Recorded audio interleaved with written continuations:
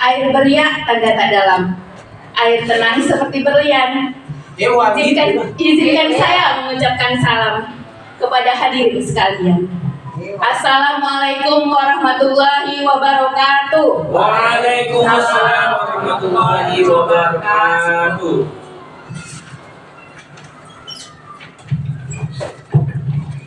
Yang saya hormati Bapak Kepala Sekolah SDN 008 Sekupang, Bapak Haji Rusli SPD, kepada peserta diseminasi yang berbahagia, Alhamdulillah kita panjatkan puji dan syukur kepada Allah Subhanahu wa Ta'ala yang telah memberikan kesempatan kepada kita sehingga kita dapat mengikuti acara diseminasi budaya positif di sekolah dalam rangka pemenuhi aksi nyata program calon guru penggerak oleh teman sejawat kita, yaitu Ibu Suci Fitria SPD. Selanjutnya menyanyikan lagu Indonesia Raya. Hadirin kami mohon berdiri.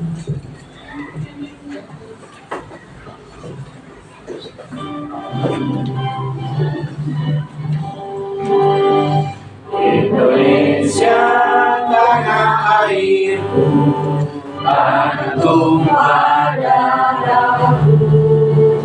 Di sanalah aku berdiri, jadi madu ibuku. Indonesia kebangsaanku, bangsa dan tanah airku. Marilah kita berseru, Indonesia bersatu. Hiduplah tanahku, hiduplah negeriku, bangsaku, rakyatku semuanya. Bangunlah jiwanya, bangunlah badannya untuk Indonesia Raya. Indonesia Raya, merdeka, merdeka, tanahku, negeriku yang ku cinta. Indonesia Raya, merdeka, merdeka, hiduplah Indonesia Raya. Indonesia Raya, merdeka, merdeka, tanahku, negeriku yang ku cinta. Indonesia Raya, merdeka, merdeka, hiduplah Indonesia Raya.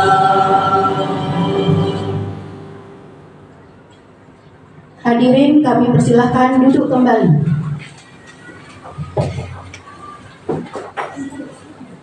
Selanjutnya pembacaan doa yang akan dipimpin oleh Bapak Muhammad Yusuf SPD. Kepada Bapak Yusuf kami persilahkan.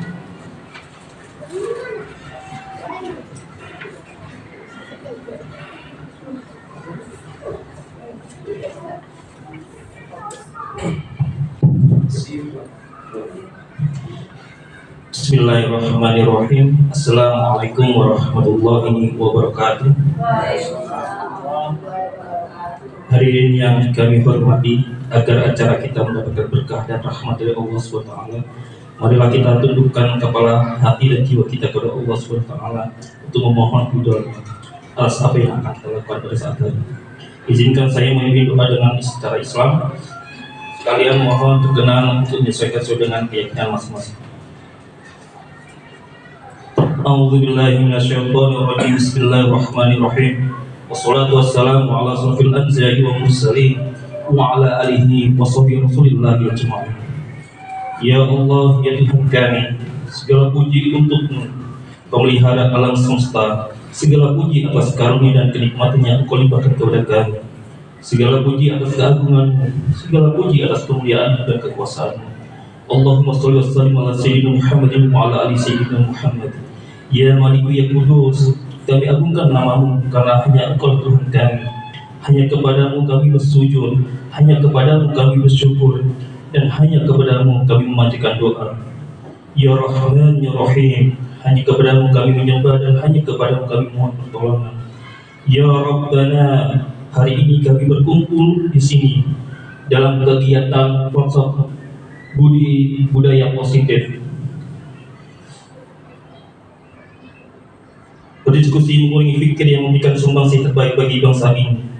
Ya Allah, Ya Rahman, Ya Rahim, lancarkanlah acara kami, berkahilah, penuhilah pertemuan ini dengan kebaikan dari awal hingga akhir nanti. Bukakanlah pikiran kami, lenturkanlah lidah kami, dan berikanlah kepada kami ide-ide cemerlang untuk modal kami dalam didik anak-anak kami. Ya Allah yang Maha Mengetahui, bimbinglah kami dengan hidayah-Mu, berkahilah kami selalu dengan takdir-Mu, dan jadikanlah hati kami selalu ridho dengan pemberian-Mu. Rabbana Rabbi sholli wa sirri anti wa mudadam lisani ya qawli. Ya Allah, tunjukkanlah kami kepada kami bahwa yang benar adalah benar, dan berikan kepada kami kekuatan dan kemampuan untuk menjalankannya, serta tunjukkanlah bahwa yang salah adalah salah, dan berikan kami kekuatan dan kemampuan untuk meninggalkannya. Ya Allah, ya Tuhan kami yang Maha Pengampun, ampunilah dosa-dosa kami, orang tua kami, dan para pemimpin kami, serta seluruh orang-orang yang telah mendahului kami. Limpahkanlah kepada kami kebahagiaan dunia dan di akhirat, dan hindarkanlah kami dari azab neraka. Ya Allah, Tuhan kami, kabulkanlah doa kami.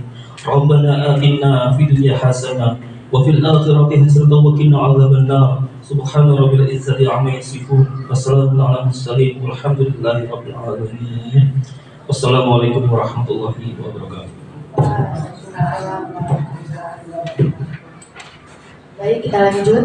Acara yang ketiga yaitu sambutan yang pertama dari Bapak Kepala Sekolah SDN 008 Sekupang, Bapak Haji Rusli SPD, kami persilakan.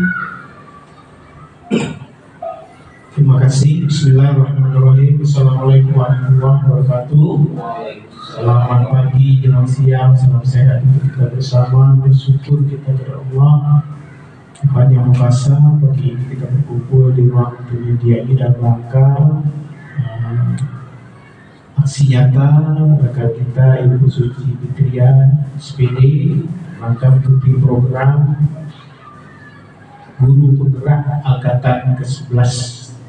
Mudah-mudahan apa yang kita laksanakan ini dinilai ibadah oleh Allah Tuhan Yang Maha Kuasa. Ya Rabbal Alamin. Bersyukur berselawat kita pada Rasulullah SAW, ucapan Allahumma sholli ala sayyidina Muhammad wa ala sayyidina Muhammad. Mudah-mudahan senantiasa kita bersyukur kelak kita di yaumul mahsyar dapat syafaat. Amin. Allahumma amin. Bapak Ibu, rekan kami yang bersyukur di Imam Sekupang kami banggakan, khusus kepada Ibu Suci Fitriah yang hari ini akan memaparkan materi untuk kita bersama, kita sharing berbagi ilmu, berdiskusi tentang budaya positif, terutama tentu yang ada di sekolah kita ini. Budaya positif adalah perilaku-perilaku yang harus dilaksanakan, yang sudah mungkin dilaksanakan, yang sudah ada di sekolah kita ini, yang perlu kita tingkatkan, mungkin yang sudah bagus ya. Pertama, kehadiran siswa tepat waktu, guru juga tepat waktu, siswa dan guru berpakaian rapi setiap harinya ya. Anak kita biasakan buang sampah di tempatnya seperti yang kita lakukan ya. Kalau mungkin kita umumkan di MEM itu tidak efektif, mungkin anak akan lebih bagus kita langsung turun ya. Jadi kalau hanya diumumkan mungkin tidak efektif ya. Budaya-budaya seperti ini perlu kita evaluasi sehingga nanti yang kita harapkan untuk sekolah lebih baik lagi tentu bisa kita wujudkan. Untuk Ibu Suci Fitriah tentunya cepat selamat. Ini adalah angkatan 11 yang mungkin ada yang terdahulu yang rekan-rekannya sudah melaksanakan baik angkatan 4, yang angkatan 8. Mungkin nanti harapannya kepada yang belum, tentunya ini menjadi motivasi untuk kita bersama, untuk kita sekarang kita harus berinovasi, terus belajar, tidak puas hati dengan apa yang ada. Harapannya nanti ada pengikut-pengikut yang lain untuk bisa ikuti program ini, karena kedepannya program yang namanya Guru Penggerak ini menjadi prasyarat untuk jenjang karir untuk berikutnya, ya. Jadi kami ucapkan selamat kepada Ibu Suci Fitriah. Silakan dilanjutkan kegiatan ini, berbagi ilmu dengan kawan-kawan, mudah-mudahan bermanfaat. Itu saja yang kita dapat sampaikan. Terima kasih atas kerjasama kita bersama ini sehingga kegiatan bisa kita laksanakan pada pagi ini. Demikian dapat kami sampaikan. Terima kasih. Kami akhiri wabillahi taufiq wal hidayah. Assalamualaikum warahmatullahi wabarakatuh. Waalaikumsalam warahmatullahi wabarakatuh. Terima kasih kepada Bapak Kepala Sekolah SDN 008 Sekupang yang telah memberikan sambutan. Menurut saya sambutan Bapak itu sebagai motivasi juga ya bagi kita semua yang belum CGP. Support dari Kepala Sekolah luar biasa. Terima kasih Bapak. Oke, selanjutnya dari rekan sejawat yang diwakili oleh Ibu Helvia Rasuna Dewi SPD. Kepada Ibu Helvia Rasuna Dewi SPD kami persilakan.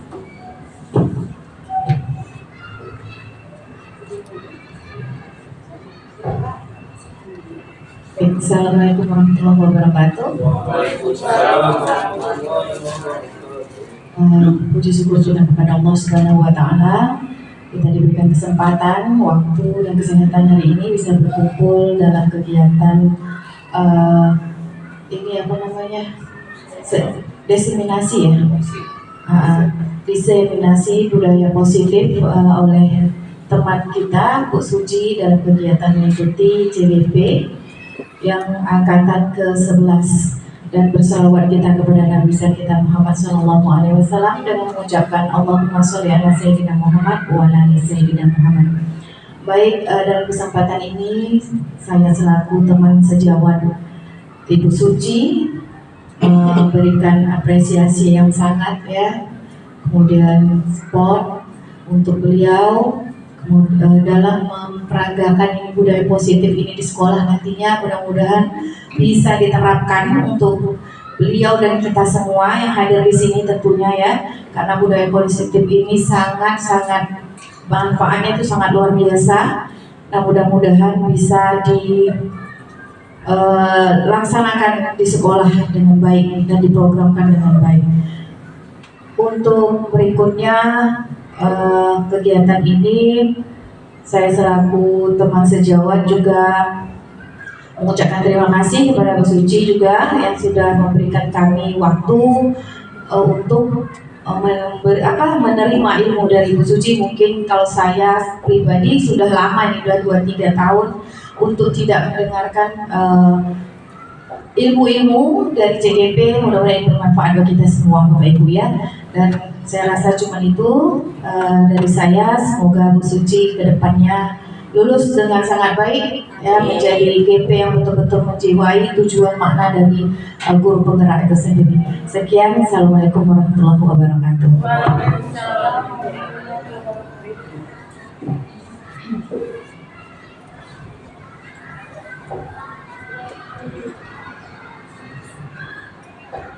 Baik, terima kasih. Baik, terima kasih kami ucapkan kepada Bapak dan Ibu yang sudah memberikan sambutan.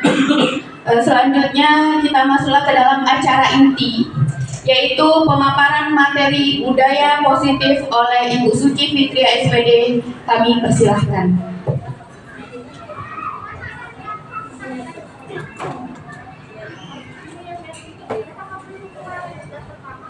Baik Bapak Ibu, Assalamualaikum warahmatullahi wabarakatuh. Waalaikumsalam warahmatullahi wabarakatuh. Alhamdulillah, puji syukur kehadiran Allah Subhanahu wa Ta'ala yang telah memberikan kita rahmat dan kesehatan sehingga kita bisa hadir pada hari ini berkumpul bersama di sini. Di sini tak lupa kita mengucapkan sholawat beriring salam kepada Nabi kita Rasulullah SAW dengan mengucapkan Allahumma sholli ala Sayyidina Muhammad wa ala ali Sayyidina Muhammad. Semoga kelak kita mendapatkan syafaatnya di yaumil akhir. Amin. Amin. Pertama-tama terima kasih saya ucapkan kepada Bapak Kepala Sekolah yang telah mendukung saya dalam kegiatan ini, dan kepada rekan-rekan semua yang bersedia mengikuti diseminasi ini. Mudah-mudahan nanti ada manfaatnya untuk kita semua. Semoga ada perubahan nanti jika ada yang masih tergendala gitu ya. Di sini maksudnya hati saya ini bukan menggurui ya Bapak Ibu, hanya sekedar berbagi praktik baik dalam rangka pemenuhan tugas sebagai calon guru penggerak. Baik, terima kasih ya Bapak Ibu. Mungkin kita mulai saja ya. Mungkin kita ice breaking dulu ya biar semangat ya. Ya Bapak Ibu, kita berdiri dulu ya supaya lebih semangat. Yuk, panjang-panjang.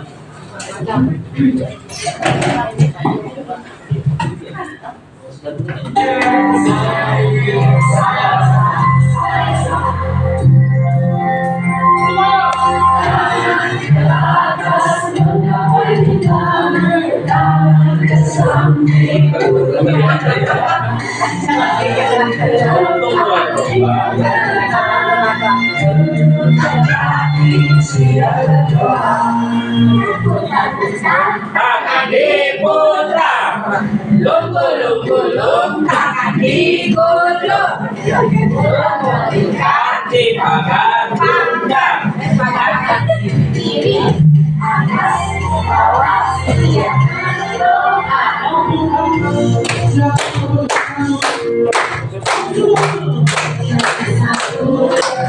jari dua, tepuk jari tiga, tepuk jari empat, tepuk jari lima, berbunyi semua, 1, 2, 3, tinggal berdoa. Jari kanan, 1 jari kiri, buka jari dua, 2 jembatan, 2 jari kanan, 2 jari kiri, buka jari 4, 2 kamera, 2 jari kanan, 3 jari kiri, buka jari 6, 2 kanan, 4 jari kanan, 4 jari kiri, buka jari 8, 2 kiri, 4 jari kanan, 4 jari kiri, buka jari 10, siap berdoa.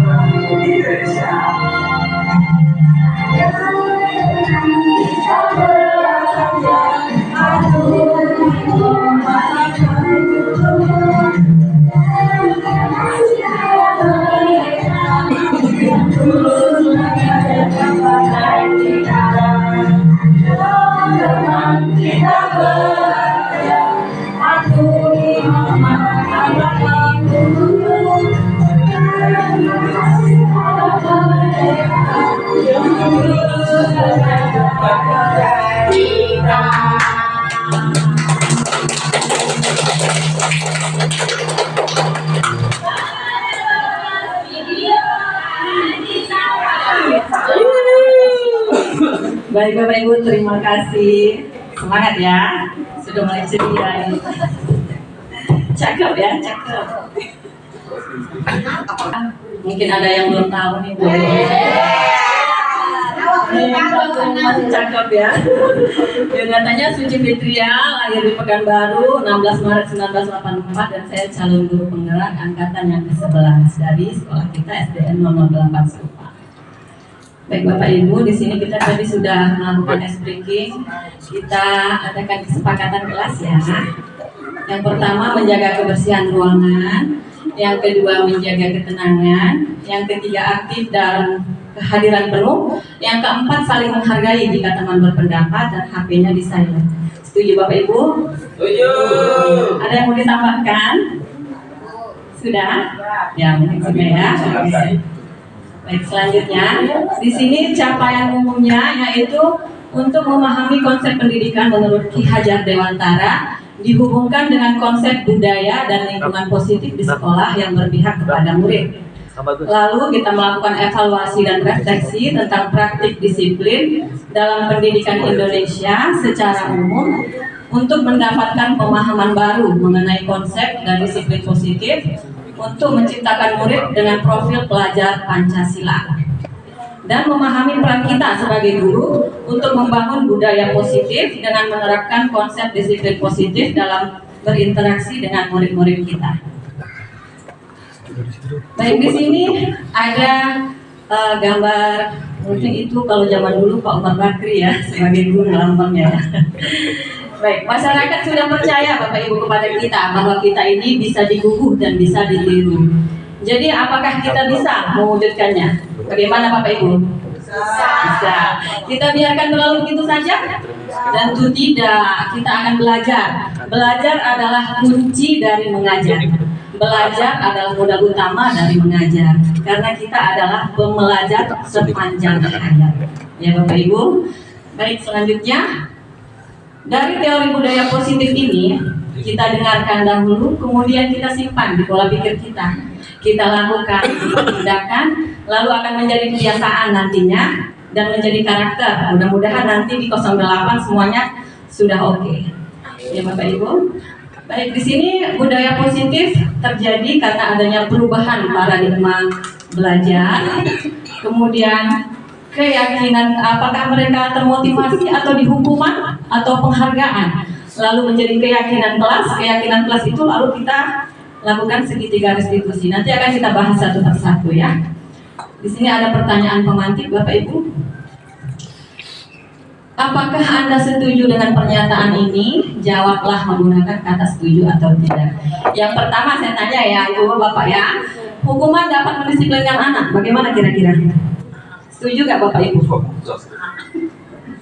Ada yang setuju? Hukuman dapat mendisiplinkan anak? Tidak. Baik, tidak. Yang kedua, pemberian hukuman dengan hal positif seperti membaca atau membersihkan halaman sekolah dapat meningkatkan disiplin anak. Benar tidak? Ada benar dan tidak. Baik, yang ketiga, memberi penghargaan dapat meningkatkan motivasi belajar anak. Bagaimana Pak Ridho? Setuju? Penghargaan itu bisa meningkatkan motivasi belajar dalam diri anak. Bisa? Tidak semua anak. Baik, nanti kita akan membahasnya. Selanjutnya, di sini kita sebagai guru berperan dan ada nilai-nilai. Nilai-nilai guru kita sebagai guru yaitu berpihak pada murid, reflektif, mandiri, kolaboratif yaitu bekerja sama, dan inovatif dalam menciptakan pembelajaran. Peran guru yang pertama sebagai pemimpin pembelajaran, menjadi coach bagi guru lain, mendorong kolaborasi. Seperti ini mendorong kolaborasi. Kita lakukan bersama-sama, mewujudkan student agensi untuk kepemimpinan anak. Jadi kita tampilkan anak maju ke depan, berani. Selanjutnya menggerakkan komunitas praktisi. Nah, kalau kita sudah ada ya komunitas praktisi, tinggal kita menjalankannya agar lebih baik lagi.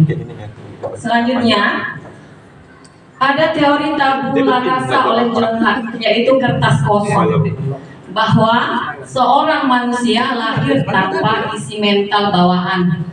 Dengan kata lain kosong, dan seluruh sumber pengetahuan diperoleh sedikit demi sedikit melalui pengalaman dan persepsi alat indranya terhadap dunia di luar dirinya. Ternyata murid-murid dalam kelas kita telah memiliki pola laku atau gambaran minat dan bakat berupa garis putus-putus. Tugas pendidik menebalkan garis samar-samar tersebut yang sudah ada. Kitalah sebagai pendidik yang akan menebalkan garis tersebut. Kemudian ada kodrat alam dan kodrat zaman. Dari kodrat alam berkaitan dengan sifat dan bentuk lingkungan di mana murid berada, yakni tentang bakat dan minat yang ada pada dirinya. Dan kodrat zaman berkaitan dengan perkembangan budaya belajar sesuai dengan zamannya. Sekarang sudah zaman canggih ya Bapak Ibu, teknologi sudah lebih kencang. Dan anak-anak bisa mencapai keselamatan dan kebahagiaan. Pendidikan memberikan tuntunan terhadap segala kekuatan kodrat yang dimiliki murid agar mampu untuk mencapai keselamatan dan kebahagiaan tadi yang setinggi-tingginya, baik sebagai seorang manusia maupun sebagai anggota masyarakat. Jadi anak-anak itu kita tuntun sehingga apa yang dia dapat karakternya di sekolah bisa diterima di masyarakat ya. Pengajaran menurut Onderwijs bagian dari pendidikan. Setiap yang kita ajarkan merupakan pendidikan bagi anak-anak kita. Merupakan proses pendidikan yang memberikan ilmu atau berfaedah untuk kecakapan hidup anak secara lahir dan juga batin. Sekolah tempat kita ini merupakan tempat persemaian benih-benih kebudayaan dalam masyarakat.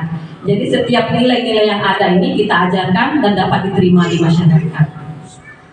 Kata merdeka menurut Ki Hajar Dewantara, merdeka itu artinya tidak hanya terlepas dari perintah, akan tetapi juga cakap membuat dirinya memerintah dirinya sendiri.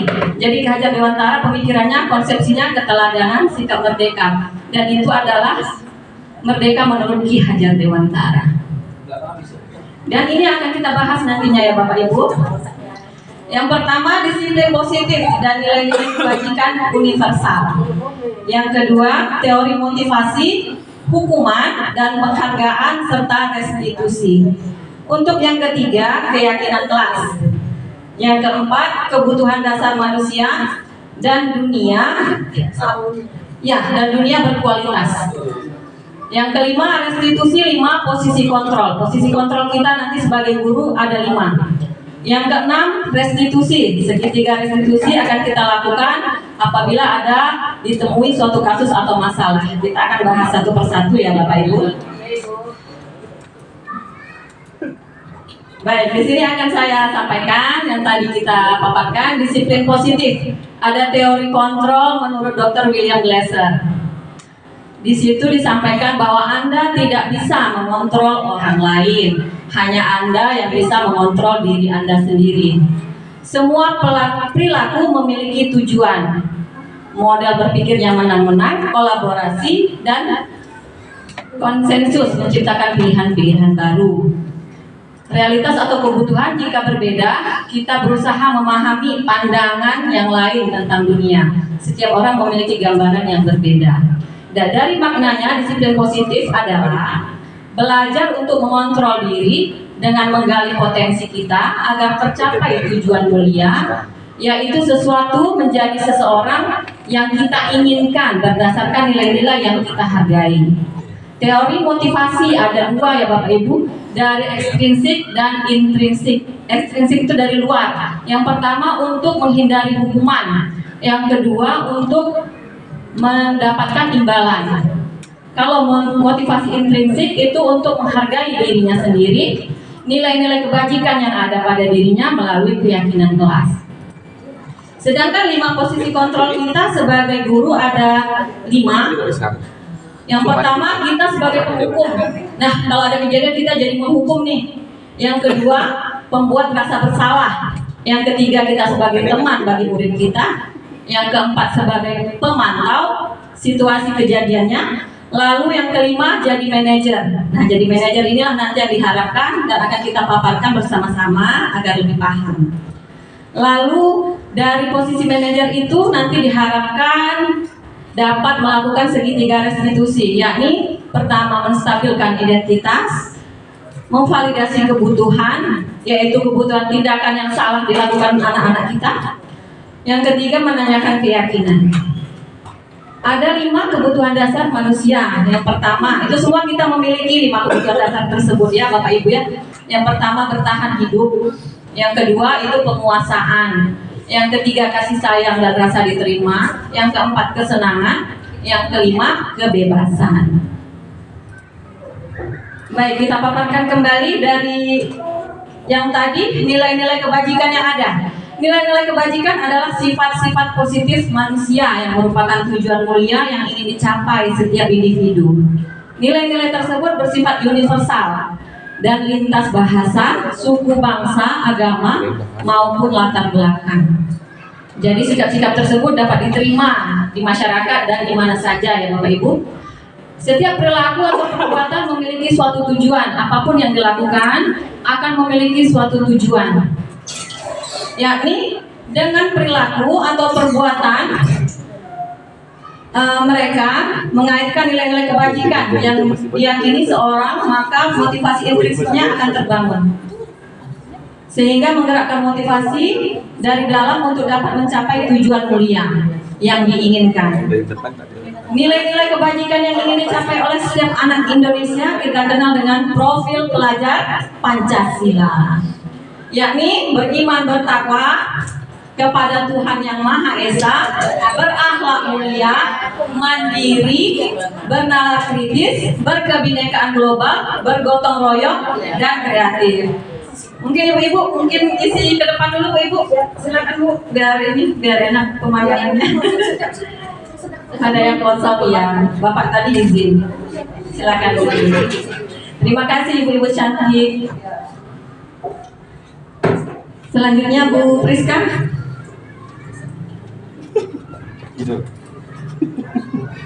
Teori motivasi perilaku manusia, ada motivasi eksternal dan ada motivasi internal. Yang pertama, untuk menghindari ketidaknyamanan atau hukuman. Apa yang akan terjadi apabila saya tidak melakukannya? Ini motivasi eksternal ya. Kalau itu merupakan ketidaknyamanan atau hukuman. Yang kedua, untuk mendapatkan imbalan. Jadi kita melakukan sesuatu itu untuk mendapatkan imbalan apabila yang akan saya dapatkan apabila saya melakukannya. Apa yang akan saya dapat bila saya melakukannya? Itu eksternal. Yang ketiga, untuk menghargai diri sendiri. Saya akan menjadi orang yang seperti apa bila saya melakukannya. Nah, ini adalah motivasi internal. Untuk menghindari hukuman dari motivasi perilaku Dean, memperoleh hadiah, menjadi diri sendiri. Ilusi bahwa semua penguatan positif efektif dan bermanfaat. Penguatan positif atau bujukan adalah bentuk-bentuk kontrol yang kita lakukan. Segala usaha untuk mempengaruhi murid agar mengulangi suatu perilaku tertentu adalah suatu usaha untuk mengontrol murid tersebut. Dalam jangka waktu tertentu, kemungkinan murid tersebut akan menyadarinya dan mencoba untuk menolak bujukan kita, atau bisa jadi murid tersebut menjadi tergantung pada pendapat sang guru untuk berusaha. Jadi hanya tergantung kepada kita baru anak itu mau berusaha. Kalau tidak ada intrinsiknya, tidak ada nilai-nilai di dalam dirinya untuk berusaha sendiri. Murid lebih patuh pada gurunya jadinya dibanding dengan orang tuanya jika terjadi seperti itu. Di sini ada perubahan paradigma kegiatan kepalan tangan. Saya baca ya Bapak Ibu ya. Ada A dan B, Anda dan teman Anda. Sobeklah secari kertas kecil, tuliskan benda atau sesuatu yang sangat berharga untuk Anda. Letakkan di salah satu tangan Anda dan genggam benda atau sesuatu tersebut dengan segala daya. Buatlah sebuah kepalan. Teman Anda yang B akan mencoba dengan sekuat tenaga dengan berbagi cara untuk meminta Anda memberikan benda tersebut. Yang B, nanti kita coba ya Bapak Ibu. Yang B bisa membujuk, mengancam, menghardik, dipancing ya. Merayu, menyuap, apa saja agar dapat membuka kepalan tangan Anda. Apa yang terjadi? Oke, baik, selanjutnya. Nah, di sini ilusi guru mengontrol murid. Pada dasarnya, orang dewasa tidak bisa memaksa murid untuk berbuat sesuatu jika murid memilih untuk tidak melakukannya. Walaupun tampaknya guru sedang mengontrol perilaku murid, hal itu terjadi karena murid tersebut mengizinkan dirinya dikontrol ya. Jadi perilaku murid memiliki tujuan bukan terhadap perilaku yang tidak disukai. Jadi hanya karena dia ingin mengizinkan gurunya mengontrol dirinya. Ilusi bahwa kritik dan membuat orang merasa bersalah dan dapat menguatkan karakter. Menggunakan kritik dan rasa bersalah untuk mengontrol murid ini tertuju pada identitas gagalnya kita sebagai guru.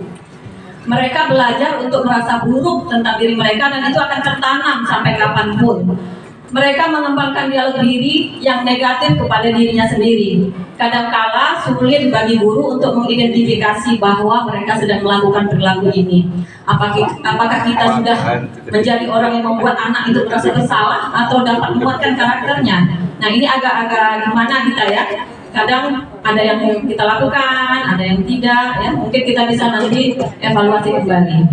Karena seringnya guru cukup menggunakan suara halus tapi menyampaikan pesannya yang negatif sehingga tertanam di benak anak. Di sini ada perilaku identitas gagal dan ada identitas yang sukses. Identitas gagal itu seperti hukuman Bapak Ibu. hukuman. Ini ada identitas yang gagal ya. Identitas yang sukses itu berupa disiplin, konsekuensi, dan restitusi. Hukuman, sesuatu yang menyakitkan harus terjadi, tidak nyaman untuk murid atau anak untuk jangka waktu panjang. Korban mendapatkan keadilan, murid, anak akan tersakiti. Perilaku pasif, agresif meningkat. Sistem tidak akan berjalan bila murid tidak takut. Berlaku hanya pada sebuah institusi, tidak berlanjut pada kehidupannya. Jadi hanya berlaku jika kita terapkan di sekolah, ya hanya dari sekolah tersebut mereka mau melakukannya. Tidak berlaku di mana-mana. Peraturannya adalah kamu harus. Nah, seperti itu kita mengatakan kepada anak jika kita menghukum. Terus murid atau anak membenci peraturan yang ada. Nah, itu yang terjadi kalau identitas gagal kita terapkan kepada anak-anak kita yang berupa hukuman. Dan jika identitas sukses itu berupa disiplin, ada konsekuensi dan juga ada restitusi. Nanti kita akan membedakan apa itu konsekuensi dan restitusi. Saya baca dulu kan konsekuensinya. Sesuatu harus terjadi. Kalau restitusi merupakan pilihan dari anak. Kemudian konsekuensi tidak nyaman untuk murid atau anak untuk jangka waktu yang pendek. Sedangkan restitusi menguatkan untuk murid atau anak dalam jangka waktu yang lebih panjang. Jadi dimanapun dia berada bisa digunakan. Korban bisa diabaikan kalau konsekuensi. Kalau restitusi, korban mendapatkan ganti. Ganti dari dalam kata dia merasa bahwa dia dapat diterima di kelompoknya nanti. Murid atau anak dibuat tidak nyaman jika konsekuensi terjadi. Jika restitusi, murid anak mendapatkan penguatan dari kita. Konsekuensi, penguatan hanya bertahan dalam jangka waktu yang pendek.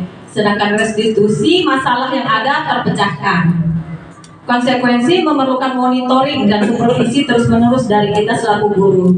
Jika restitusi, murid belajar untuk tanggung jawab. Konsekuensi membantu penerapan, mengikuti penerapan peraturan yang ada di masyarakat. Sedangkan restitusi fokus pada pemecahan masalah dalam jangka waktu yang panjang. Yang konsekuensi apa peraturannya? Mampukah kamu melakukannya? Terima kasih. Apa yang kamu yakini? Ini restitusi. Apa yang bisa kamu lakukan untuk memperbaiki masalah ini? Untuk konsekuensi, murid atau anak menghormati peraturan saja, bukan kepada guru. Jika restitusi, murid atau anak menghormati diri sendiri dan juga menghargai orang lain. Baik Bapak Ibu, selanjutnya kita akan cek pemahaman dari kita sama-sama ya, kita jawab ya. Apakah ini bentuk hukuman atau konsekuensi ya? Pilih salah satu jawabannya. Baik Bapak Ibu, yang pertama membersihkan coretan dinding atau meja, apakah itu hukuman atau konsekuensi? Konsekuensi. Kemudian menggantikan kertas teman yang telah dicoret-coret, konsekuensi. Hebat. Yang ketiga, mencatat 100 kali dalam buku. Saya tidak terlambat lagi karena terlambat sekolah itu adalah hukuman. Wah, luar biasa ini guru-guru kita ini, hebat, luar biasa. Sudah mahir sangat apa itu konsekuensi dan apa itu hukuman. Yang keempat, berjemur di lapangan basket. Oh iya, ada yang menerapkan. Setelah mendapatkan dari CGP sudah berubah ya Bu ya? Terima kasih. Jika masih menerapkan berjemur di lapangan basket 12 siang karena mengobrol dengan teman. Nah mungkin nanti selanjutnya bisa lebih diperhatikan lagi ya Bu ya. Lanjut yang nomor 5, lari mengelilingi lapangan basket itu hukuman apa? Oh itu hukuman. Hukuman apa konsekuensi Bu Yanti? Iya itu hukuman. Ada kan kami juga bikin peraturan konsekuensi kalau tadi. Karena ada yang lambat, ada yang hukuman. Ya. Baik itu termasuk hukuman ya Bu ya. Selanjutnya akan kita bahas lagi di slide selanjutnya. Baik Bu Rizka. Nah ini dia tindakan guru, hukuman atau konsekuensi. Kita bahas kembali ya, mana yang hukuman, mana yang konsekuensi. Mencatat 100 kali dalam buku kalimat saya tidak akan terlambat lagi karena terlambat sekolah itu hukuman. Iya betul Ibu. Kemudian lari mengelilingi lapangan basket 2 kali karena terlambat hadir di sekolah itu bentuk hukuman. Ya benar hukuman. murid diminta untuk push up 15 kali karena tidak menggunakan masker. Hukuman. Menggantikan kertas tugas teman yang telah dicoret-coret itu bentuk dari konsekuensi, karena itu bukan hukuman, karena dia mencoret kertasnya dan dia harus bertanggung jawab. Ada keyakinan kelas yang dibuat di sana. Baik. Selanjutnya membersihkan tumpahan air di meja tulis karena tersenggol pada saat belajar. Nah, konsekuensi. Karena tidak boleh melepaskan air di atas meja. Iya. Tempatnya. Baik, tidak boleh meletakkan air di atas meja, letakkan di tempatnya. Nah, itu keyakinan kelas Bu Yanti ya. Iya, hebat, luar biasa memang kelas 4B ya Bu ya. Wah, hebat. Murid disuruh untuk tidak mengenakan sepatu seharian di sekolah karena tidak mengenakan sepatu hitam. Hukuman Bu. Iya, hukuman. Lalu lari mengelilingi lapangan basket 2 kali karena terlambat 10 menit. Nah, itu konsekuensi. Jadi karena dia terlambat, dia harus lari lapangan basket, tapi untuk pelajaran PJOK. Keyakinan kelas di PJOK Bu. Iya, baik, sudah ada keyakinan kelas ya di PJOK. Nah, itu semua kita lakukan berdasarkan keyakinan kelas kita masing-masing. Di sini ada pernyataan dihukum oleh penghargaan. Setuju nggak Bapak Ibu dengan perkataan tersebut? Setuju Bu. Setuju ya. Yakni yang pertama, penghargaan menciptakan persaingan dan kecemasan jika tidak mendapatkannya. Benar nggak? Benar Bu. Ya, boleh Bu Yanti kasih pendapat.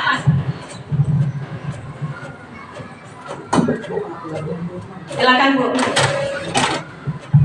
Ya Bu, kalau pendapat saya itu penghargaan menciptakan persaingan dan kecemasan jika tidak mendapatkan itu adalah benar Bu.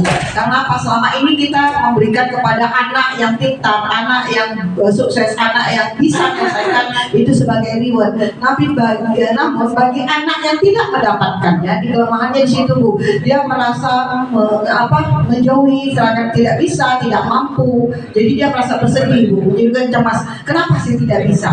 Namun di sini bisa menjadikan motivasi kita sebagai guru, memotivasikan kepada anak bahwa ini nak bukan sebagai untuk penghargaan, tapi motivasi kamu untuk kamu lebih baik lagi dan memberikan kepada yang tidak mendapatkannya, menaikkan untuk supaya ayo nak kita bergerak terus berjalan terus belajar dengan baik untuk bisa menyusul seperti teman-temannya, seperti itu Bu. Baik, terima kasih. Oh, luar biasa itu. Luar biasa. Udah upload dulu lah Bapak Ibu. Silakan. Semangat sekali Bu Yanti, memang luar biasa Ibu Yanti ini memang ya. Kalau menurut Bu Yanti bagaimana mengenai penghargaan menciptakan persaingan dan kecemasan jika tidak mendapatkannya? Benar nggak Bu Elvia? Diminta pendapat dulu ya. Ini suka saya ini. Ini kebetulan ada 12 orang ya. Baik. Mudah-mudahan ini jadi motivasi untuk kita yang hadir di sini dan untuk perubahan buat kita juga di sekolah.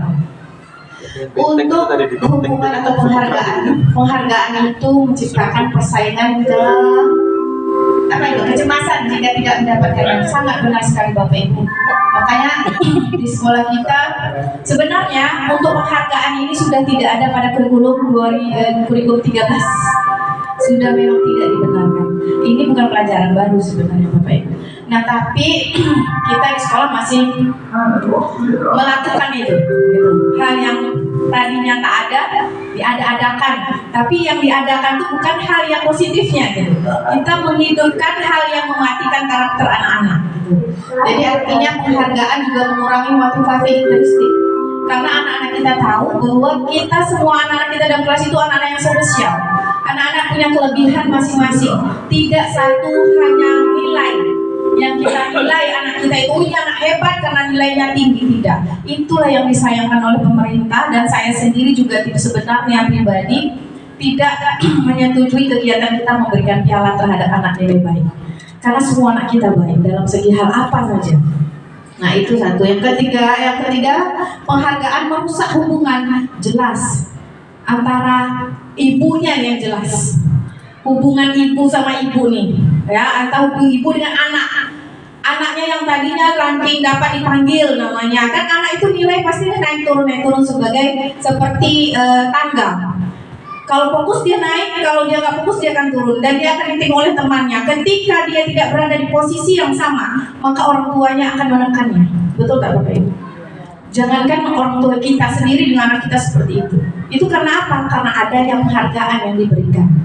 Jadi itu menurut saya itu sangat, kalau bisa kita bersama-sama ayo perbaiki sekolah kita untuk mengurangi hal-hal yang seperti itu, untuk menciptakan budaya positif di sekolah kita. Nah itu aja ya Coach Cia. Jadi kalau sendiri nggak bisa nih, kita harus bersama karena tujuan kita juga harus bersama. Ini bukan provokator ya Bapak Ibu, cuma menerangkan aja. Ini loh yang kita pelajari gitu. Ini loh dasarnya kenapa saya ngomong, ini loh dasarnya gitu. Baik, terima kasih. Baik Bapak Ibu, aplaus dulu untuk Bu Elvia ya. Terima kasih Bu Elvia. Paham, sangat-sangat paham ya mengenai hal itu. Jadi mungkin kedepannya akan kita evaluasi bersama ya. Selanjutnya kita akan membahas tentang apa itu restitusi. Baik Bapak Ibu, di sini restitusi adalah proses untuk menciptakan kondisi bagi murid untuk memperbaiki kesalahan mereka sehingga mereka bisa kembali kepada kelompok mereka dengan karakter yang lebih kuat.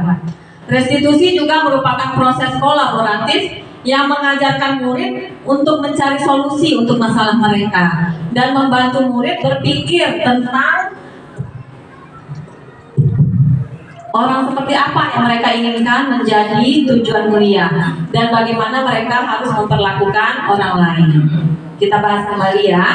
Ciri-ciri restitusi tersebut apa? Namanya restitusi ya Bapak Ibu.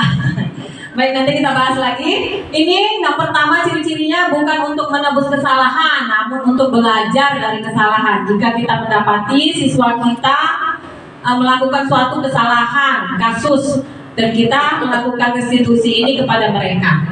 Yang kedua yaitu memperbaiki hubungan. Tawaran bukan paksaan. Restitusi menuntun untuk melihat ke dalam dirinya. Restitusi mencari kebutuhan dasar yang mendasari tindakan. Restitusi diri adalah cara yang paling baik yang kita lakukan. Restitusi fokus pada karakter, bukan tindakan.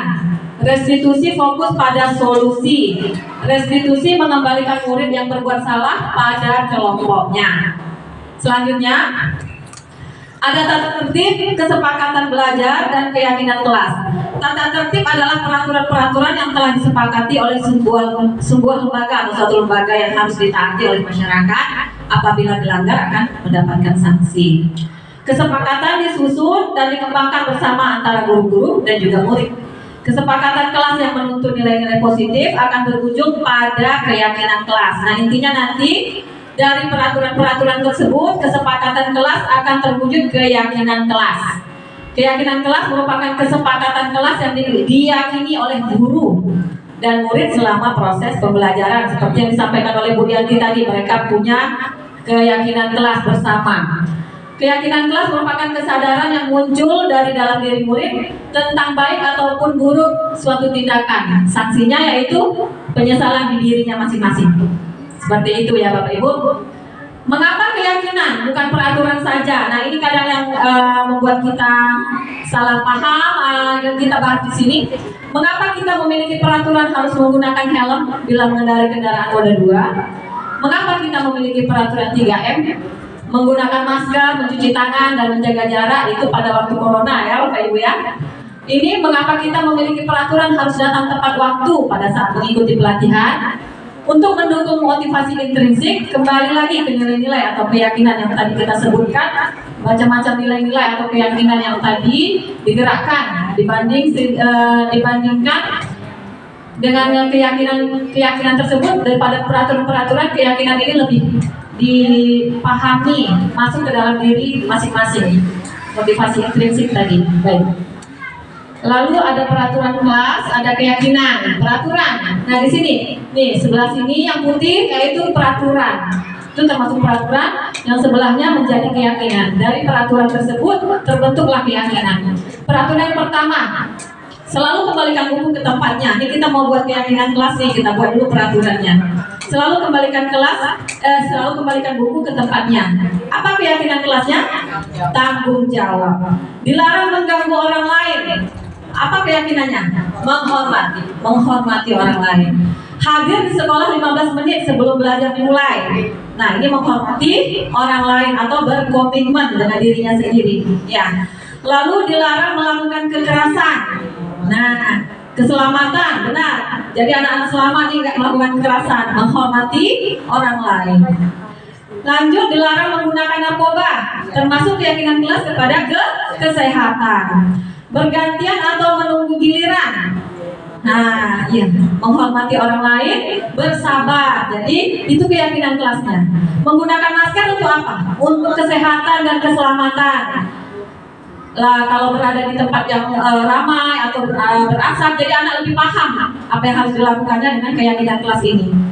Jangan berlari di kelas atau koridor. Itu demi keselamatan dan juga keamanan. Nah, dari sini peraturan-peraturan yang ada bisa kita buat keyakinan kelas bersama anak-anak murid kita.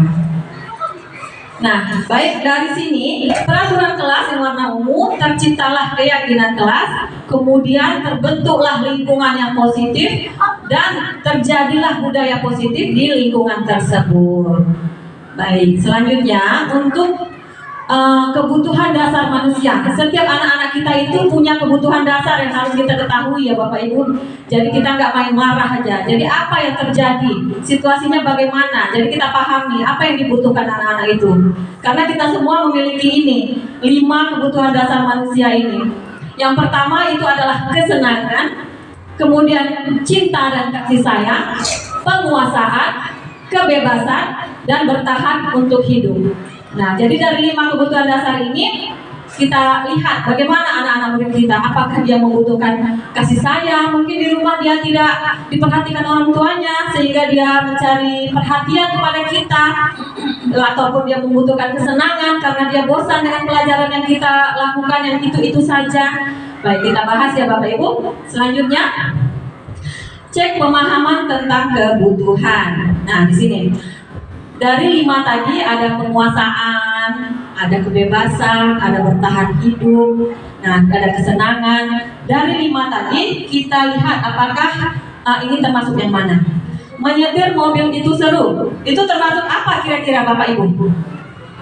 Ayo silakan. Menyetir mobil itu seru. Penguasaan, baik. Aku merasa bangga dan keren.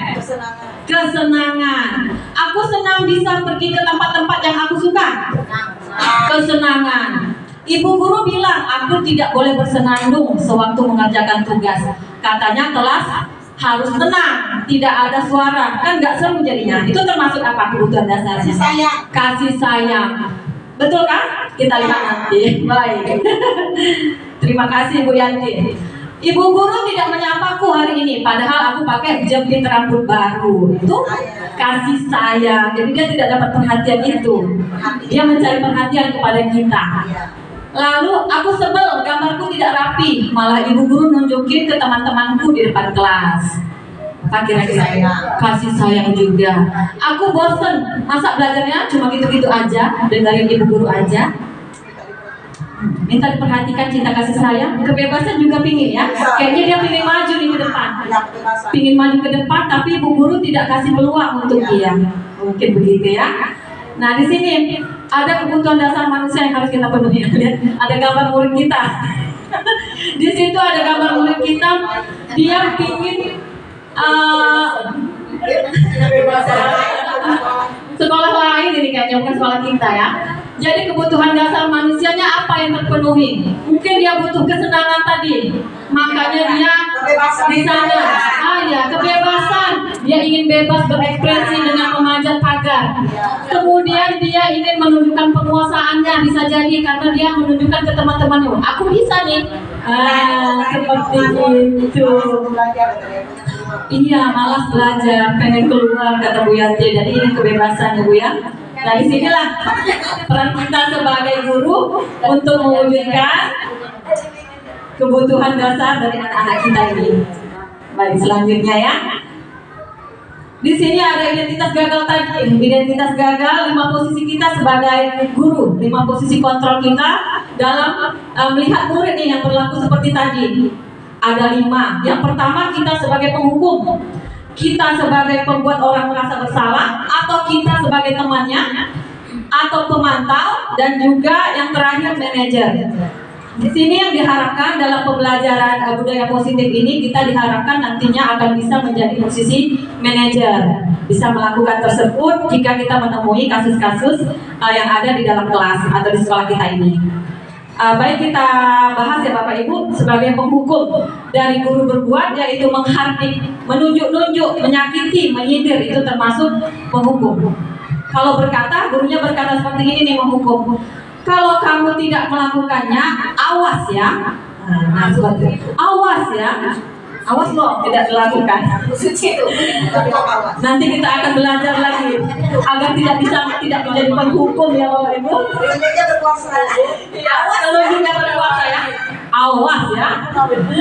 Lalu guru berkata, kalau kamu tidak melakukannya, sudah tadi ya, hasilnya anak jadi memberontak, menyalahkan orang lain, dan berbohong. Nah, kalau kita seperti ini, maka itulah hasil yang kita dapatkan. Kaitan dengan dunia yang berkualitas bagaimana? Murid meletakkan guru di luar dunia yang berkualitas. Jadi menurutnya ini gurunya hanya menghukum aja, jadi tidak ada kualitasnya. Jadi kita seperti itulah penilaian murid kepada kita. Untuk murid berkata seperti ini, biarkan saja, nanti juga marah lagi. Nah, itulah penilaiannya kepada kita sebagai guru kalau kita menjadi seorang penghukum. Dampak pada murid mengulangi lagi kejadian tersebut. Itu kalau identitas kita, posisi kontrol kita adalah penghukum. Lalu untuk membuat orang merasa bersalah, apakah kita ada di posisi ini? Kita bahas sama-sama. Berceramah dan mengatakan selamanya ibu kecewa. Nah, itu jadi anak mendem rasanya. Di dalam hatinya akan merasa, oh saya ini salah karena sudah membuat ibu guru kecewa. Ini kata-katanya halus tapi menyakitkan ya Bapak Ibu. Iya. Celengket kata Kak Yanti. Kamu sudah tahu ibu lebih lelah sekali mengatakannya, ibu stres. Nah, anak tambah down jadinya kalau ibu berkata seperti itu. Kita belajar lagi di sini ya Bapak Ibu. Baik, lalu hasilnya apa? Hasilnya anak menyembunyikan, menyangkal dan juga berbohong. Murid meletakkan guru di dalam dunia berkualitas karena dia merasa, oh cuma guruku yang benar, aku salah. Jadi dia menempatkan dirinya sebagai orang yang bersalah, selalu salah gitu. Lalu murid berkata, maafkan saya. Dampak ada pada murid, anaknya akan merasa rendah diri dan tidak ada lagi sikap percaya dirinya, tidak tumbuh. Nah, itulah identitas gagal. Jadi harap kita hindari nantinya sama-sama. Jika kita pernah melakukannya, jadi kita lakukan penghukum. Ya, dengan penunjuk tadi ya, penghukum dan pembuat rasa bersalah itu kita hindari jauh-jauh. Kita lebih baik di identitas yang berhasil atau sukses. Yang pertama sebagai teman, pemantau, dan lebih baik itu sebagai manajer. Sebagai teman, di sini kita guru membuatkan alasan-alasan untuk muridnya. Jadi guru itu di posisi teman. Anak merasa, oh ini ibu ini berbicara kayak teman saya ya, seperti itu. Terus guru berkata, ayolah lakukan demi ibu. Masa kamu tidak mau? Ingat tidak ibu pernah bantu kamu. Nah seperti itu. Jadi ini posisi kita teman ini sama anak. Minta balik. Iya. Lalu ini kok nggak geng? Iya. Lalu anak akan apa hasilnya? Merasa ketergantungan karena murid meletakkan guru sebagai orang yang sangat penting di dunia. Karena kalau tidak ada guru dia merasa tidak berteman gitu. Hanya guru itu memperlakukannya seperti itu. Dampak pada murid lemah, tidak mandiri dan bergantung. Dia hanya bergantung kepada guru tersebut karena guru itu serasa temannya sendiri. Kemudian posisi pemantau yang keempat, pemantau. Guru berbuat, menghitung dan mengukur kesalahan. Guru berkata, apa peraturannya? dan hasil yang didapat menyesuaikan diri bila diawasi. Kaitan dengan dunia berkualitas, murid meletakkan guru, peraturan, dan hukum di dunia berkualitas. Murid berkata, berapa banyak bintang yang saya harus peroleh, berapa halaman yang harus saya tulis. Dampak pada murid menitik beratkan pada sanksi atau hadiah untuk dirinya. Ini kalau posisi pemantau. Kita ini memantau jika anak tersebut melakukan sesuatu, jadi posisi kita mengawasi dia di situ. Lalu yang identitas yang diharapkan, yang kita lakukan, ya inilah sebagai manajer yang terakhir. Jadi menghargai diri sendiri. Yang harus guru buat yaitu mengajukan pertanyaan-pertanyaan apa yang terjadi dari kejadian. Kemudian guru berkata apa yang kita yakini, kan kita punya keyakinan kelas tadi itu ya, seperti Bu Yanti sampaikan. Lalu apa yang bisa kau kerjakan untuk memperbaiki masalah ini? Nah, kemudian menguatkan pribadi, itulah hasilnya yang didapatkan. Dan anak-anak berkaitan dengan ini, murid meletakkan dirinya sebagai individu yang positif dan dalam dunia yang berkualitas, dapat diterima oleh semua. Bagaimana caranya saya bisa memperbaiki keadaan? Mengevaluasi diri, bagaimana cara memperbaiki diri. Itulah dampak yang ada pada murid. Baik, selanjutnya di sini ada segitiga ya, 3 tindakan dalam segitiga restitusi. Dari segitiga restitusi yang kita harapkan tadi, ini yang kita lakukan Bapak Ibu. Yang pertama itu kita memvalidasi. Yang pertama kita lakukan menstabilkan identitas. Jadi tahapan yang awalnya setiap orang pasti pernah melakukan kesalahan. Itu kita sampaikan ke anak saat anak berbuat salah. Kamu bukan satu-satunya yang pernah melakukan ini. Lalu stabillah identitas dia. Kemudian yang kedua, validasi kebutuhan. Kamu tentu punya alasan mengapa melakukan itu. Adakah cara yang lebih efektif untuk mendapatkan apa yang kamu butuhkan? Nah, ini adalah memvalidasi kebutuhan atau tindakan yang salah tadi. Dan yang terakhir, menanyakan keyakinan. Nilai-nilai apa yang sudah disepakati dari keyakinan tersebut? Kamu ingin menjadi orang yang seperti apa? Dan kita tanyakan ke keyakinannya. Selanjutnya, nah, dalam menstabilkan identitas untuk membuat anak merasa gagal karena berbuat salah menjadi positif terhadap dirinya. Guru berkata, berbuat salah itu hal yang manusiawi. Tidak ada manusia yang sempurna. Bapak Ibu juga berbuat salah. Kita pasti bisa menyelesaikan permasalahan ini. Bapak Ibu tidak tertarik untuk mencari tahu siapa yang benar, siapa yang salah. Bapak Ibu lebih tertarik untuk menyelesaikan masalah. Kalau kamu menyalahkan dirimu sendiri terus-menerus, apakah kamu bersikap baik pada dirimu sendiri? Nah, ini cara kita menstabilkan identitas dengan perkataan-perkataan seperti ini. Kemudian kita validasi kebutuhannya, kebutuhan anak itu. Membantu siswa mengenali basic need atau kebutuhan yang ingin dipenuhinya dari yang tadi, yang 5 kebutuhan dasar manusia tersebut. Pada dasarnya setiap tindakan manusia tujuannya adalah memenuhi basic needs. Apakah itu power, freedom, love, and belonging ya, fun atau survival? Ngantuk Bapak Ibu? Boleh gak tepuk semangat dulu biar gak ngantuk? Ayo kita tepuk semangat. Tepuk semangat.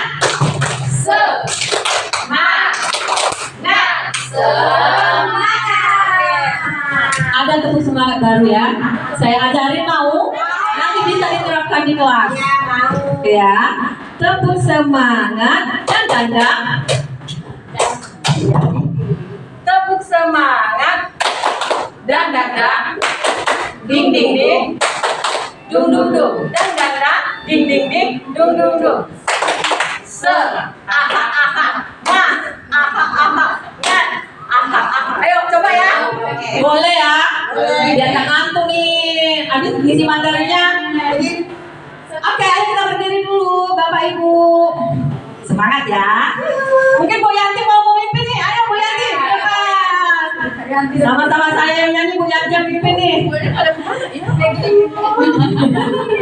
Kita tepuk semangat sebelum kita lanjutkan. Ya, sedikit lagi ya. Baik Bapak Ibu. Tepuk semangat. Ding ding ding. Dung dung dung. Dang dang dang. Ding ding ding. Dung dung dung. Aha aha.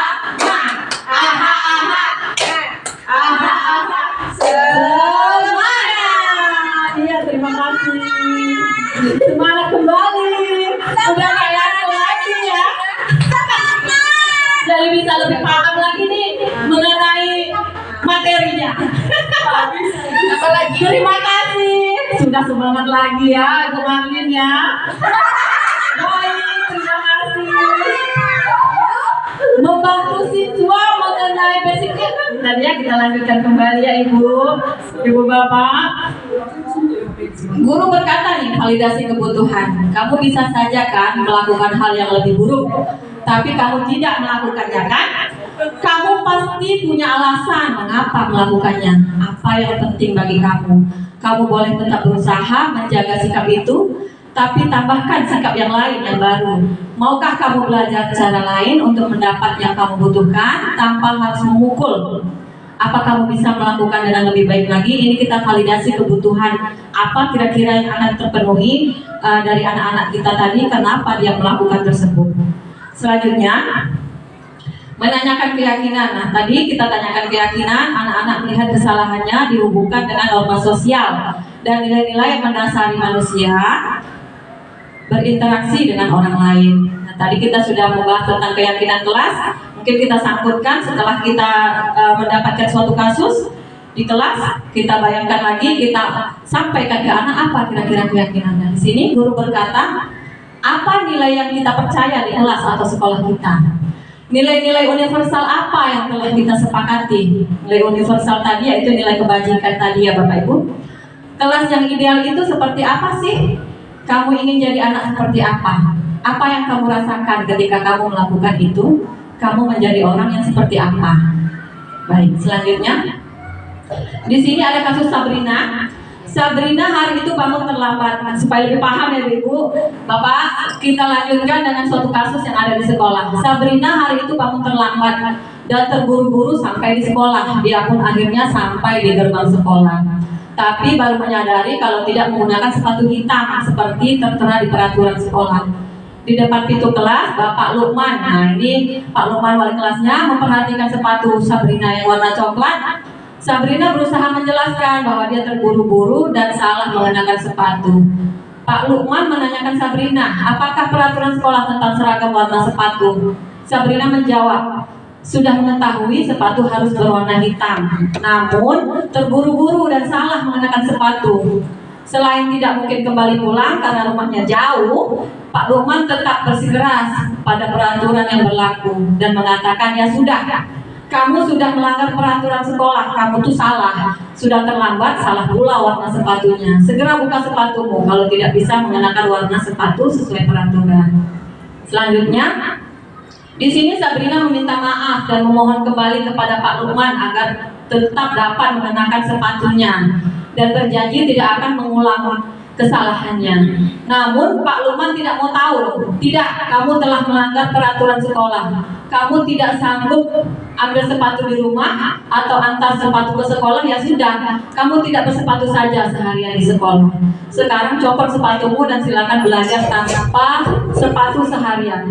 Nah, di sini Sabrina dengan berat hati mencopot sepatunya dan memberikan kepada Pak Lukman. Seharian dia tidak berani keliling sekolah karena malu dan lebih banyak berdiam diri dalam kelas tanpa alas sepatu. Nah, dari kasus tersebut kira-kira itu penghukum atau apa Bapak Ibu? Nah, di situ sebagai hukuman ya Bu Yanti ya, sebagai penghukum posisinya. Namun yang kita harapkan tadi apa? Kita ini berada di posisi manajer. Nah, luar biasa memang ibu-ibu udah paham. Jadi kita harus berada di posisi manajer dengan yang tadi tiga restitusi. Yang pertama menstabilkan identitas dengan berdasarkan prinsip membuat kesalahan adalah bagian dari proses pembelajaran. Berperan menggeser identitas murid dari identitas yang gagal tadi menjadi identitas yang sukses. Tidak mengkritik murid yang sedang mengalami identitas gagal. Dengan mengajukan pertanyaan, membuat kesalahan sesuatu yang wajar. Manusia tidak ada yang sempurna. Kita bisa memperbaiki masalah ini. Saya tidak menanyakan kesalahannya, tetapi fokus memperbaiki masalah ini. Apakah saat ini kamu tidak tengah menjadi orang baik untuk dirimu sendiri? Nah, itu yang akan kita tanyakan untuk menstabilkan identitasnya. Kemudian kita validasi tindakan yang salah tersebut berdasarkan prinsip setiap pelaku berupaya memenuhi suatu kebutuhan tertentu. Guru akan bergeser dari pemikiran stimulus, respon menjadi proaktif jadinya, mengenali dan mengakui kebutuhan murid ini dapat memperbaiki hubungan kita dengan murid tadi. Tidak seperti yang dilakukan Pak Lukman dengan menghukum. Kemudian pernyataan atau pertanyaan disampaikan dengan nada suara yang tidak menghakimi, tidak memojokkan. Nah seperti Pak Lukman tadi, dia menghakimi, tidak bisa pakai sepatu, ya sudah, tidak bisa jemput sepatunya, ya sudah kamu tidak usah pakai sepatu seharian. Itu menghakimi, memojokkan. Dan teman-temannya juga melihat dia tidak pakai sepatu di dalam kelas. Kemudian kita mengajukan pernyataan. Kamu bisa saja bertindak lebih gegabah lagi dari ini. Kamu bukan melakukannya tanpa suatu alasan tertentu. Kamu melakukannya karena mempertahankan sesuatu yang penting bagimu. Kemudian mungkin kamu bisa mempelajari suatu perilaku baru yang lebih efektif. Bersediakah kamu mempelajarinya? Lalu kita menanyakan keyakinan dari kejadian tersebut, yaitu dengan cara teori kontrol menyatakan bahwa pada dasarnya kita termotivasi secara intrinsik. Saat perilaku telah divalidasi dan identitas sukses, dan kita sudah melakukan identitas anak itu sudah stabil, maka murid telah siap mengaitkan dengan keyakinan kelas yang tadi telah kita lakukan dengan mengajukan pertanyaan. Yang pertama, sebagai keluarga atau kelas, apa yang kita yakini? Nanti anak akan tahu tuh bahwa dia harus disiplin. Nah, bangun lebih awal, jadi tidak terburu-buru dan tidak salah mengenakan sepatu. Mungkin seperti itu ya Bapak Ibu. Nilai-nilai apa yang sudah disepakati? Seperti apa gambaran sebuah kelas yang ideal bagi kamu? Kamu ingin menjadi orang seperti apa? Itu bisa kita sampaikan. Selanjutnya, segitiga restitusi posisi kontrol manajer. Hal-hal yang harus diperhatikan. Nah, dalam kita melakukan segitiga restitusi ini ada juga hal yang harus kita perhatikan ya Bapak Ibu. Yang pertama, perilaku yang salah perlu dikaitkan dengan nilai-nilai atau keyakinan-keyakinan yang telah disepakati atau kita tuju. Yang kedua, kesediaan orang yang melakukan kesalahan itu untuk memperbaikinya, kita panggil anak itu bersedia dan baru kita sampaikan. Yang tiga, segitiga restitusi tadi. Yang pertama yang mengevaluasi anak-anak tadi sesuai identitasnya kembali dan melakukan praktik segitiga restitusi tersebut. Yang nomor tiga, pemecahan masalah sebisa mungkin relevan atau mungkin memiliki hubungan dengan masalah yang ada. Jadi yang keempat, perlu adanya suatu usaha atau perbaikan dari pihak yang membuat kesalahan. Jadi tidak dari kita ya melakukan restitusi itu, dia yang akan berpikir sendiri apa yang harus dia lakukan untuk memperbaiki kesalahannya tersebut. Yang kelima, perlu didedikasikan waktu dari pihak yang berbuat salah. Tanyakan kapan akan mulai diberlakukan usaha untuk memperbaiki masalah tersebut. Kita tanyakan kepada dia setelah kita lakukan segitiga restitusi, kapan memulainya. Dan dia akan menjawab sendiri, itu dari dirinya. Baik Bapak Ibu, sudah selesai nih materi kita. Alhamdulillah. Sekarang kita refleksi ya, apa yang Bapak Ibu rasakan selama mengikuti sesi ini? Ayo, mungkin ada yang mau jawab? Happy, alhamdulillah, happy, senang, bahagia, dapat ilmu, luar biasa. Nah, hal apa yang sangat menarik dipelajari kira-kira? Yang menarik pelajari segitiga restitusi. Nah, yang menarik segitiga restitusi. Nggak jadi pemukul. Dari situ aja. Itu deh. Iya. Apa tadi? Hal yang menarik. Hal yang menarik dipelajari hari ini yaitu segitiga restitusi. Menjadi guru bukan seorang penghukum. Ternyata kita ini penghukum, merasa bersalah, ya kan? Ternyata kita salah Bapak Ibu ya. Jadi kita perbaikilah, kita seorang manajer. Nah, manajer itu bisa menyelesaikan persoalannya dengan menggunakan segitiga restitusi, bukan restitusi. Jadi ya, bukan itu ya. Tapi itulah yang didapati. Hal yang masih ingin Bapak Ibu dipelajari, yang ingin kami pelajari ya banyak, karena prakteknya mungkin ya Bu Suci ya. Kita ingin prakteknya kali ya, nggak mau teori ya kan? Nah, kemudian yang ingin Bapak Ibu terapkan ya budaya positif, insya Allah akan kita terapkan di sekolah ya.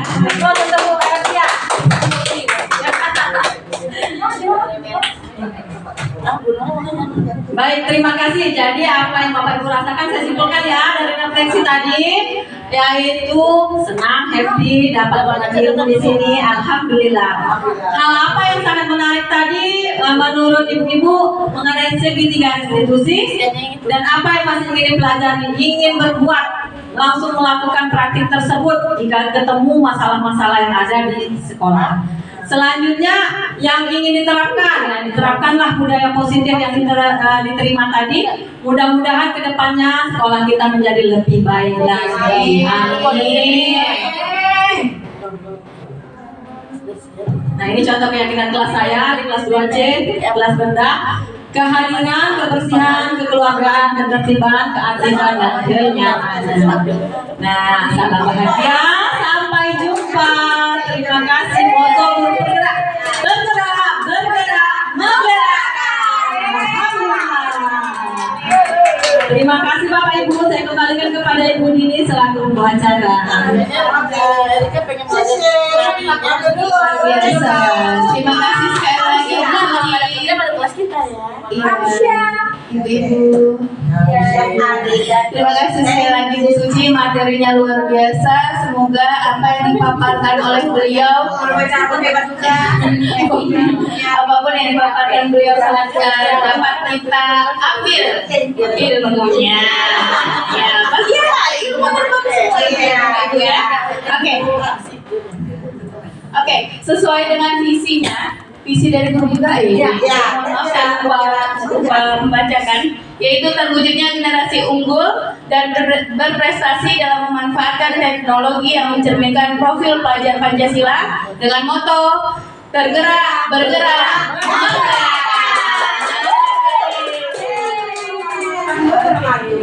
Belum, ada pantun. Belum sedikit lagi.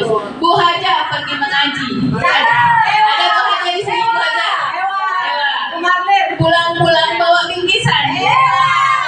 Saya akhiri acara hari ini. Terima kasih, semoga acaranya berkesan. Wabillahi taufiq wal hidayah. Wassalamualaikum warahmatullahi wabarakatuh.